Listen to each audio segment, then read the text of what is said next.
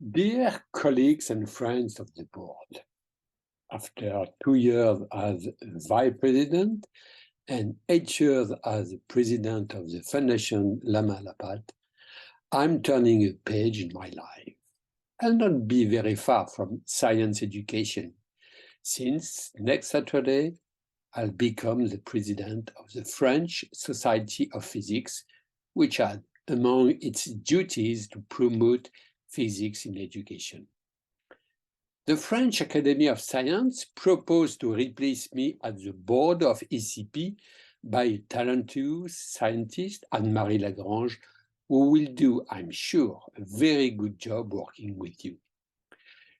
As a goodbye to all of you, Wafa proposed me to give a short talk.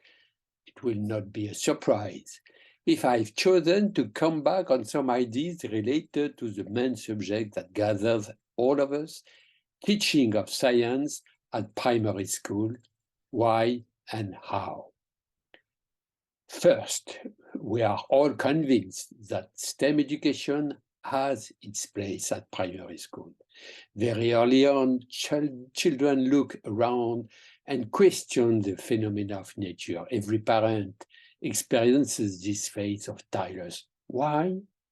But the process of curiosity is set in motion if this questioning catches the interest of the adults, finds an echo in the images or words that the child encounters. Research in pedagogy and cognitive sciences converge on the extraordinary learning potential for science and technology in young children. Teaching of science and technology is doubly essential. On the one hand, it reveals the beauty and intelligibility of the world and shares its knowledge. But on the other hand, it structures the thought and makes it possible to understand the environment by learning through experimentation, understanding the scientific processes, the notion of demonstration and proof of scientific evidence.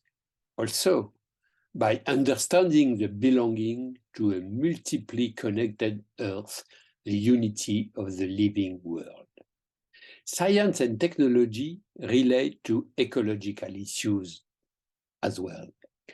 Natural and technical systems have entered an era of major risks, and science and technology will be essential to provide operational responses. Climate change, reduction of biodiversity, energy crisis.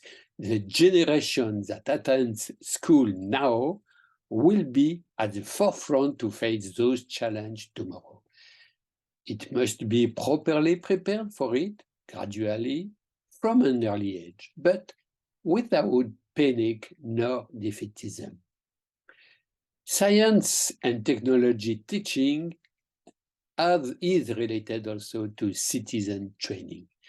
Scientific literacy is necessary for everyone to live in a society and exercise his citizenship. For instance, for greater well-being, better health, orienting one's choices, one's vote, but also mastering basic technical skills. There is, however, a growing, or at least more and more visible, questioning of scientifically established facts. Developing a critical mind and the ability to reason, especially to flush out misconceptions and fake news, has its place in primary school learning. But we know, all of us, that there are breaks to teach science at school. Hierarchy is not always convinced that science teaching is useful in primary school, for instance, because of priority on mathematics and reading, writing. But nor are parents always convinced. A majority of school teachers fear to teach sciences. Often, at least 85% within France, in Europe, studied humanities at university. So they often say, I don't know, I'm not a scientist. They also are afraid of doing experimental work. Moreover, using active pedagogy, such inquiry-based science education, changes their position in the classroom. They are afraid of losing the classroom control. Training of teachers in science and technology is key. Science and technology teaching is going through a period of change linked to deep changes in the world. While its content is in the process of evolving, it is clear that its quality will need a focus on the training of teachers.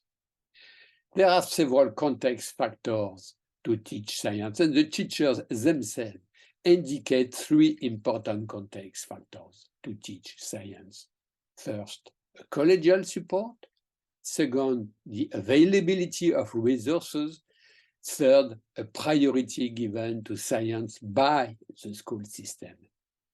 So I will just give a few recommendations that all of us we share, I'm sure, concerning training of school teachers.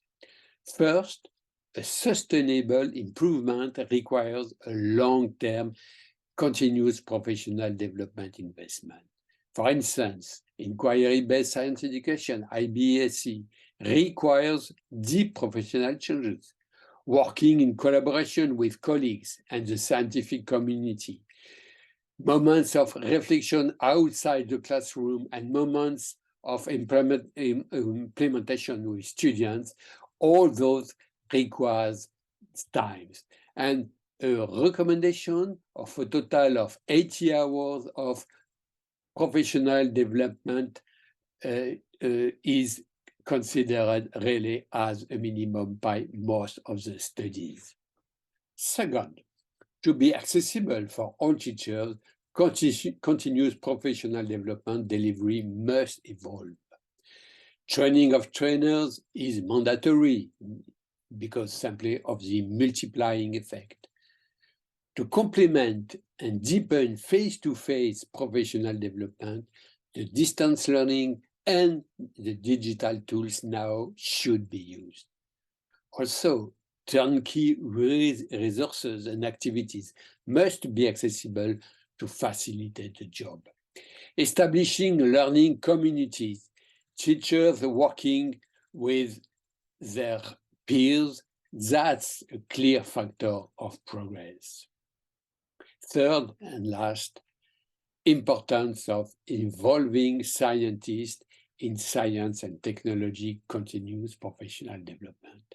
This has many advantages, among which updating the knowledge of teachers on scientific new developments, the training of teachers through hands-on sessions, to propose challenges to students in their classroom by video, to increase skills of teachers by involving them in cutting-edge science protocols, strengthening students' knowledge on science career.